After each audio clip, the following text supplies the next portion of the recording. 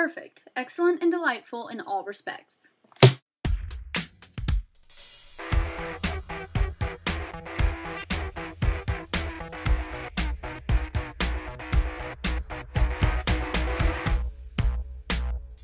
You have no one to blame except yourself for a miserable college experience, so you best keep watching this video.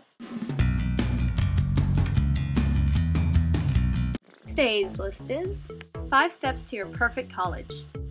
1. You're going to have to consider your learning style. While yes, there are many fun times to be had at college, you are there to get this degree.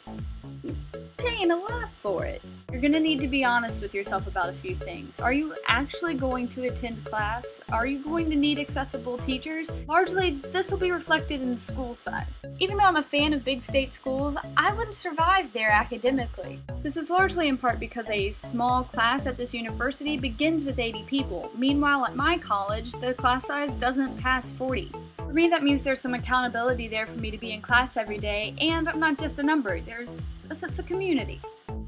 2. Now we can talk about your social style. That means all the fun stuff. Visit the campuses of whatever schools you're looking at. Whether it's a walking tour or an overnight, be sure that you get a real perspective of how the campus works. You need to figure out how much fun actually happens on campus versus in the community near the campus. And be sure to ask current students for an honest answer because admissions counselors just can't be as blunt.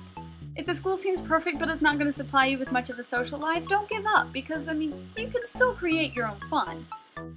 3. You have to take a moment to compare your ideal school with your ideal future.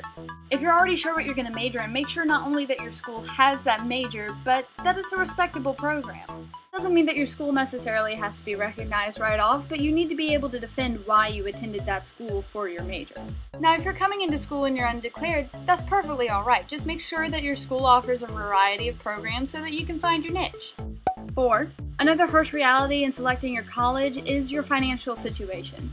The first thing you need to know entering as a freshman is that tuition will go up every year.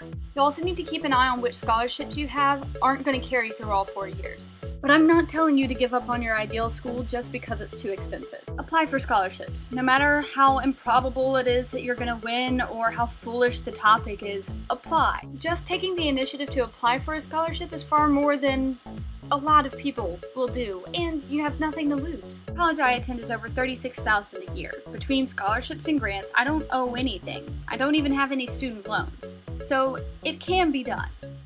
5. This one can be kind of awkward. You need to figure out just how attached you are to your family. Homesickness is more than normal for college students, and it doesn't even reflect how far you are from home. Be honest with yourself about how attached you are, but don't allow it to be the one reason you deny your perfect fit.